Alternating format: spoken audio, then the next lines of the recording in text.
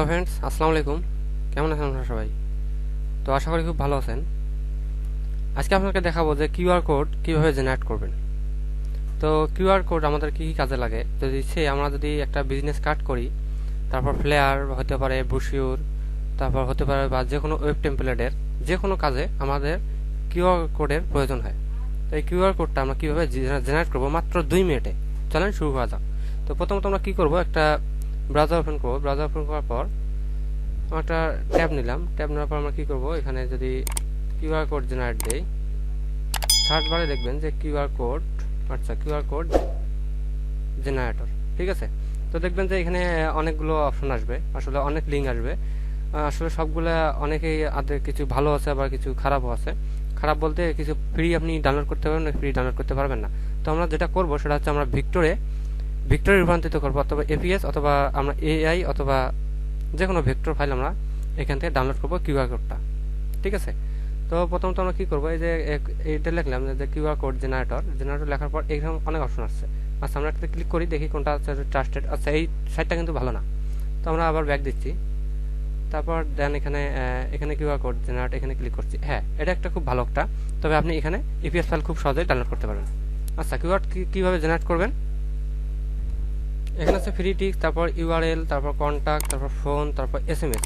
আপনি যেভাবে ইচ্ছে আপনি সেভাবে করতে পারেন, তবে আমি সাজেস্ট করবো আপনি যেখানে ফ্রি টেক্সট এখানে ক্লিক করবেন। ক্লিক করে আমি যদি মিলন হক,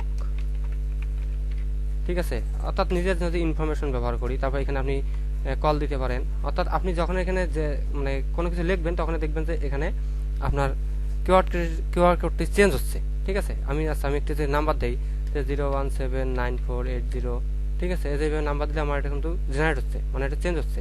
আচ্ছা, এটাকে আমি কি করব, আমি এখানে কিছু দিচ্ছি না, আমি মিলন হক দিয়ে যে গ্রাফিক ডিজাইনার দেই। আচ্ছা, আমি এটাই কি করব, এটা দেওয়ার পর আমি নিচে মনে করেন যে আপনি সেল ব্যবহার করতে পারেন, তারপর মেল ব্যবহার করতে পারেন, সমস্যা নেই। আচ্ছা, আমি এটাকে আবার এখন এটা ভেক্টর ফাইলে আমি পরিণত করব। সেক্ষেত্রে কী করবেন, এখানে সেভ বাটনে ক্লিক করবেন। সেভ বাটনে ক্লিক করার পর এখানে আপনি দিতে পারেন যে ডেমো বা মাই ইনফরমেশন দিতে পারেন। আচ্ছা, মাই ইনফো দিলাম।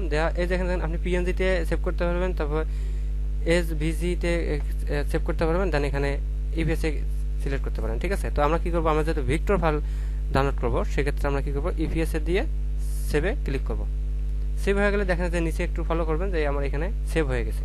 আচ্ছা, এখন আমরা দেখবো যে সেটা আসলে আমাদের ভেক্টর ফাইলে পরিণত হলো কিনা। এটাকে আমরা ওপেন করব। আচ্ছা, আমি অ্যাডোবি স্টোরটা ওপেন করতেছি। আচ্ছা, আমাদের অ্যাডোবি স্টোরটা ওপেন হয়ে গেছে। আমরা কি করব, আবার এই ফাইলটাকে আমরা এখানে জাস্ট ড্র্যাগ করে ছেড়ে দেব।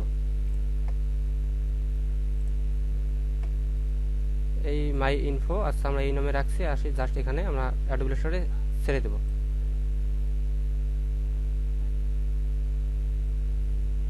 আচ্ছা, এখন দেখেন আমাদের কিন্তু কিউআর কোডটা জেনারেট হয়ে গেছে। চাইলে এখন আপনার ট্রাই করতে পারেন যে আসলে আমার কিউআর কোডটা জেনারেট হলো কিনা। আপনি ফোনের স্ক্রিনে কিউআর কোড অপশনে গিয়ে আপনি জাস্ট এটা স্ক্যান করে দেখতে পারেন। আমি ভিডিও করছি, ঠিক আছে, কিন্তু আপনারা ওখান থেকে কিউআর আমি যে ইনফরমেশন দিচ্ছি, আপনি যে কিউআর কোডটা তদন্ত করতে চান বা আপনার কিউআর কোড যদি যাচাই করতে চান, আপনার ফোন দিয়ে আপনি যাচাই করতে পারেন, সমস্যা নেই। তো এই ছিল আজকের ভিডিও। যদি আমার টিউটোরিয়ালটি অবশ্যই আপনাকে ভালো লাগে, তো অবশ্যই আমার চ্যানেলটি সাবস্ক্রাইব করবেন, পাশে থাকা বেল আইকনটি বাজিয়ে রাখবেন। যদি আপনার বুঝতে কোনো সমস্যা হয়, তো কমেন্টে অবশ্যই জানাবেন। সুস্থ থাকবেন, ভালো থাকবেন, আল্লাহ হাফেজ।